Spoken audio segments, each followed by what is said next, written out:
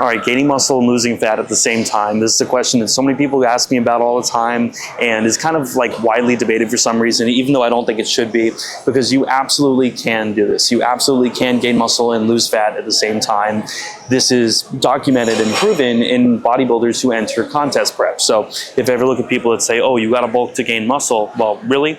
Prove it. What is the proof behind that? Because there isn't any. Because if you look at a lot of bodybuilders, they are 10% body fat, 8% body fat, and if they train right, they still progressively overload, still get stronger, and still do all these things. So if you're someone that's actually looking to gain muscle and lose fat at the same time, there are a few things you guys are going to want to think about, and I'm going to dive into them on this leg day here today. So I'm going to set up here for my stiff leg deadlift, but a few things to keep in mind. Now, the first one is probably the most important, and that is actually your training volumes and your recoverability. So a lot of people that train, they simply train with volumes that are too high, and training with volumes that are too high will always make the process worse, no matter what your process is. So I'm someone that right now, running an upper lower split, I talk about this a lot on the channel. I'm running an upper lower split right now, and really, when you really think about it, if you think about the fact that muscle building and fat loss are two separate processes, there's no reason in the world why you should not be able to give your body the stimulus, recover from it, and then train again next week. There's no reason why that shouldn't work. The problem is that when people are doing 25, 35 sets with drop sets to failure and partials, they're not recovering in time, they're not coming back for the next session, and then they're like, oh my God, it's because I'm dieting, it's because I'm in a 200 calorie deficit that I'm not progressing. And it's like, well, not exactly, because a 200 calorie deficit should not prevent you from adding reps to your lifts over time. So just a small thing to think about as I chip my way up here to 315. And this has been, a very good example, really. I remember when I first started doing this, I was a good 10 pounds heavier, and I was doing 225, I think, for reps on SLDL, and now I'm doing 315 for reps. So the entire process has changed, at least strength-wise. This has become like a really good lift for me now. And the reason why it's become a really good lift is quite literally because I've gotten stronger over time. And had I been doing 8 million sets of stiff leg deadlift, I could blame the calorie deficit and be like, oh man, it's because I went from 160 to 145. It's because I lost all that fat. I was not able to get stronger. But it's like, wait a minute, if you're actually training properly to where you can recover and you're actually able to get your muscles at the fiber level to experience tension and to begin the process of mechanotransduction, which is a chemical process that essentially converts the signal into your body activating certain pathways and things like that to actually get your muscles to grow, to thicken, to hypertrophy. So once you think of it like that, it's like, wait a minute, the less volume I do, the less volume I have to recover from, but then also the less stimulus I might be getting in certain situations. So where is that sweet spot between volume and recovery? That's literally all that we have to think about. Quick little warm up. All right. Oh, that felt nice. And now we're gonna work our way up to 315. I'm gonna show it to you guys. All right, and here we go with 315. This is our only one set of stiff leg deadlifts, so we really gotta make it count. A little cue I like to use is I'll tuck in my shirt on the sides, and it sounds stupid, but when I watch it back, I can obviously evaluate my technique a lot better. I'll have clients do this sometimes as well. So we got that going, and try to think about obviously keeping a very tight core. Fixate on just kind of holding your breath in here. So when you walk up, you're gonna wanna think just bracing in the core, keeping your knees obviously pretty straight, and we should be good to go. So last time I did 315 for round 5. It's been 315 for 5 for kind of a minute now, but again, crawling up, rep to rep on very heavy rep ranges is not gonna happen that quickly all the time. So again, my technique could be slightly better one day than the other, so I'm not gonna sweat it. Gotta just be patient and just kind of see, where your progress is headed. So yeah, here we go. Gonna get ready here with 315, and this should be pretty good. It's gonna be tough, but here for it. Okay, here we go, 315. You ever get like preset jitters? It sucks, you gotta fight through it, Anyways, here we go. Nice and even, 315. Tie in, nice and tight, Versa grips, tie in tight. And here we go, okay.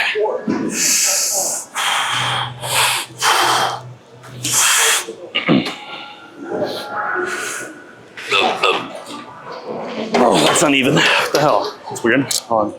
Okay, tie in there. Yep, it's uneven. All right, gotta fix it to where we are nice and even.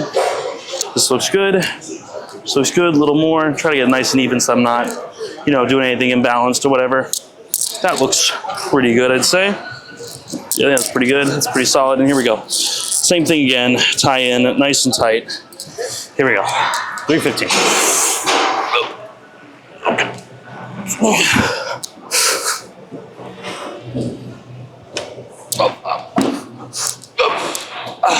Fuck.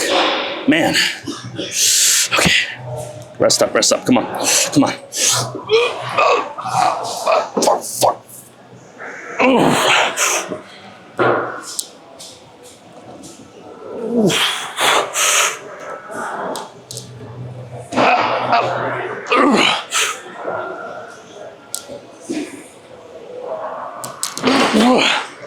Wow. All right. That sucked. A little weaker this time. It's gonna happen. Whether in a surplus deficit, can happen sometimes, so I'm not gonna sweat it. All right, so if we continue to talk about those mechanisms just a little bit, a couple things to think about are the process of fat loss, obviously being a deficit of energy. So when you're in an energy deficit, your body's going to pull energy from fat, very simple, right? So when you're training and you're doing all these things, you're taking your sets close to failure, you're using heavier loads, you're getting tendon, connective tissue adaptations. You can do all of these things while being in a deficit of energy because you can still get the performance. Now, the performance is gonna be a little bit harder. You're gonna be doing more of a recomposition where your body is recomping, but it will still be doable, especially if you are relatively new into your lifting career. If you are within your first few years, it should be non-negotiable pretty much that you were able to do this with relative ease. So the reason why most people might say, oh man, you know, I got so much weaker when I lost, 10 pounds and I'm looking at someone who, doesn't really have a lot of muscle in their frame, it is most likely because they were not training right. They either gaslit themselves into thinking that they were in a calorie deficit or, we're getting so much weaker because the cut was so hard and blah, blah, blah. They probably either gaslit themselves or we're in a position where they simply were doing too much volume that they couldn't actually recover from, and maybe they weren't progressing because they were doing 4 sets of 6 on 6 exercises with 4 different sets each of bicep curls or something stupid like that. So when you actually program properly, you should be able to make good recovery even as you get pretty lean, even as you don't sleep great, even as you enter situations that might make training well a little tougher. You should still be able to perform quite well. So that's just something to think about as well. So we're gonna do our hack squat here. We just warmed up with 1 plate. We're gonna do 3 plates and 15, I believe. So this is one of my favorite lifts right now. I pretty much use this hack squat whenever I can at any gym I go to where it's available, and I use it with a reverse band. So reverse band is really nice because it takes a lot of tension off the bottom, and especially if I like double reverse band it, kind of like I'm doing now. So I pull the band here and I actually wrap it around the headrest again. It makes it much, much, much easier on the way up, which is good for this Nautilus machine because it's super sticky at the bottom. And that's obviously something you don't want. So warm up the 2 plates. Easier on the knees a little bit as well. Your knees will thank you if you do that.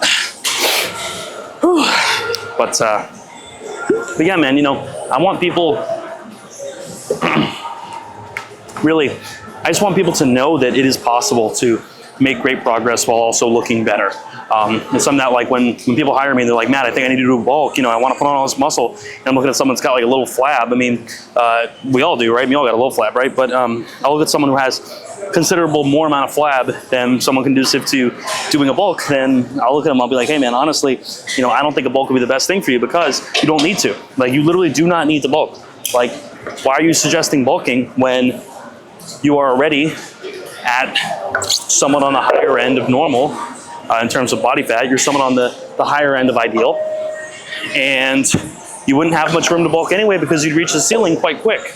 You'd reach that ceiling where it's like, hey man, wait a minute, I'm 25% body fat now and have stretch marks and all this stuff, and it's like, why is this happening to me? It's like, well, you probably didn't need to bulk. So The sort of coping mechanism, I think, for a lot of people, again, myself included, is to say that, oh man, you know, the cut was really hard and all this stuff. And it's like, well, yeah, a cut is hard, but ultimately you probably just didn't have as much muscle, nor were as strong as you thought, which is why you sort of gaslight yourself into thinking that. And I'm not saying I am. Like, I've got, you know, a little over 3 years of experience in the gym now myself. I have a hell of a ways to go before I really need to be in a spot where it's like, damn, I really got to bulk because I can't grow anymore at maintenance. I've just reached my natural ceiling. I know I'm nowhere near my natural ceiling. I know that. So that's why when I'm here training, it doesn't really matter if I didn't sleep great the night before, or if, you know, I didn't, you know, get my protein in the past week, or, you know, maybe, I've been losing a few pounds. Who cares? Who cares? Train pretty similar. Train in a pretty similar fashion. Maybe leave a rep or two more in the tank. You know, it is pretty much that simple. So anyways, enough bullshit. And we got our hack squat here. 3 plates and a 15 on each side with the reverse band here to make it just slightly easier at the top. And I want you guys to get sort of a full view on how I execute this, because I think it's important. I think it's important to watch a good set of hack squat from time to time. So what I'm going to do is I'm going to move you guys ever so slightly and move you over here, so that way you guys can actually watch how I'm doing it. So here we go. We're pretty good spot here, and gonna do it. Gonna lock in. What I might do is I might start putting text like chapters that you guys can skip in case people don't want to watch the sets in my videos, they just want to hear the info or whatever. I might start doing that soon. But Sam slowly don't do it, so I ain't gonna do it now. I'm kidding. Okay, here we go. All right, this is the last very hard thing I have to do today. Everything else from here will be easier. I'm alive, I'm thankful to be here, thankful to be training right now. I'm gonna take this set, I'm gonna push myself very, very hard. I'm fortunate to be able to do this. There are a lot of people right now who would love to be training and can't. I physically can train, therefore, I'm going to seize the opportunity. That's the kind of self-talk you gotta have, truly, truly. Like if you're doing some weird shit before your sets where you're like, you know, rage baiting yourself into like getting angry for a set, or, you know, whatever, I don't know, reading your ex's text message or something, that's stupid. That's stupid. Don't like rage yourself into a good set. That's dumb. You'll burn out quick. You'll be like unhappy. It's just like negative self-talk. Like, that's ridiculous. That's fun for like 30 minutes, and then you'll do it again and you'll be like, this is ridiculous. Okay, here we go. Anyways. Okay. Yep.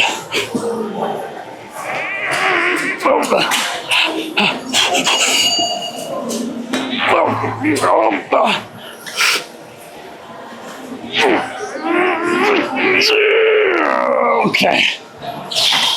Oh my God.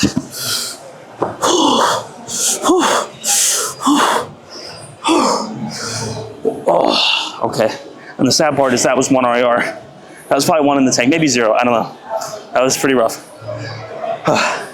They'll be like, oh, you're just doing 4 rep sets because they're easier. And it's like, yeah, you think I want to do that for 20? For 20 reps? That's horrible. 4 reps is bad enough. Oh. The fact that 4 reps like that could like make your heart like beat out of your chest is mind-blowing to me. I literally need like 5 minutes from that. Insane. But anyways, that's what most of your sets should look like. That's what most of mine look like usually, so I'll take it. All right, we're about to have my client here do some SLDL here. He's got, what do you have, 275, yeah? Kind of like a back off set from last time. So last time we did like 290 for like 4-ish, I think, 4. And, you know, it's nice to do these little pullbacks from time to time to where you kind of like work on technique just a little bit, lighten the load slightly, get the same stimulus, less joint stress. Good stuff, good practice to do from time to time. Ready? Feeling good? I'm personally doing lighter because I'm a little tired today. I didn't sleep too much last night. Yeah. I also want to just reduce the injury, so still getting a good set in. Yep. Preserving my form. So yep, exactly. Here we go. Remember, thankful to be here. A lot of people want to train right now and can't. You're fortunate enough to be able to train and give it your all, right? Good. I like that. I like that. It's good, right? It's good. It's good shit, right? Okay, here we go. Yep. Tie in nice and tight. Good brace. Nice and tight. Good brace. Walk it back. Walk it back. More. Come back more. Yep. Good. Good. Here we go. Perfect. Up. Good. Mm-hmm. Mm-hmm. Up. Mm-hmm. Up. Beautiful. Good. More. Up, up, up, up. Up, up, up. Good. More, more. Control. Good. And up, up, up, up. Okay, back.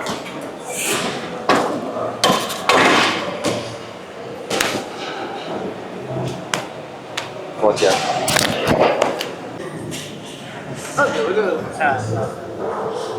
Okay. I'm gonna do my last part. All right, in. All right, in.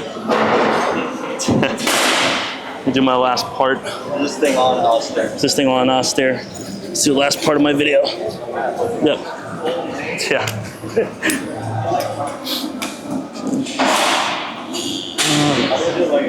Yeah, sure.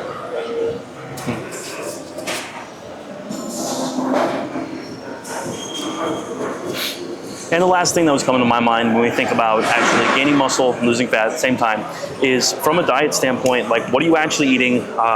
How are you actually fueling your performance and how are you recovering? So very simply put, if your goal is to do this, it's gonna be a little bit more important where you place your meals, where you place your carb intake, things like that. I always like to have as kind of a ballpark around 100 to 200 calories worth of carbs at some point within like an hour before my training. You probably don't need to do that, but it is something I personally like. I also like, obviously, trying to get as much protein as I can. I don't go crazy over it. I feel like the sort of returns get diminishing after a while. So the difference of someone having like 1.3 grams of protein per pound of body weight versus someone having, say, 0.9 are probably not gigantic, however they are noticeable. So I think for most people, they simply don't eat enough protein, pretty obvious, but if you find some way to be able to get your protein intake to at least like 0.7, I feel like it's kind of like a nice spot to at least try to sit at for a lot of people, and even that will be hard for some. So definitely modifying the traditional, American diet, whatever, is gonna be kind of important. And we're gonna do some hamstring curl here in a second, just kind of warming up, feeling out. But again, guys, not like a crazy controversial video from me today or anything, but I really just want you to realize that you can absolutely, do these two things at the same time. They don't have to be independent of each other, these processes. And again, you can really recomp and look better in a pretty short amount of time, in really 3 to 6 months. It really is just getting your training right, getting your recovery right, and getting lean enough so that you can actually see your progress, see your results, and see the muscle that you currently have built. So anyways, we got last time here 180. Let's do 190. I'm ballparking this somewhere between 4 to 6 reps. And low rep ranges are another thing that's pretty good to focus on and think about when you are in a calorie deficit in training, because you're gonna want to stick probably under 10 reps most of the time. Really, I like under 7 or 8 when you can, because you're gonna have less resources to recover from. Yeah, I talk about this a lot. I don't want to sound like a broken record, but it's true. You have less resources to recover from, so you have to actually make your sets really, really count. So here we go. We got 190, probably gonna get somewhere around 4 to 6 full reps here. So here we go. It's actually a little heavy. Let's do 185. Let's be a little more humble. 185, here we go.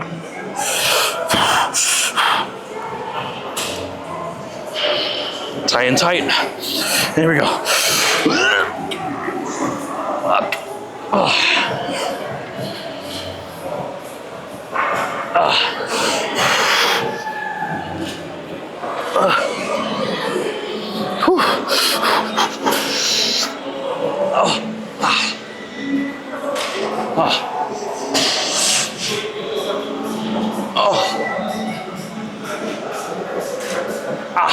One more.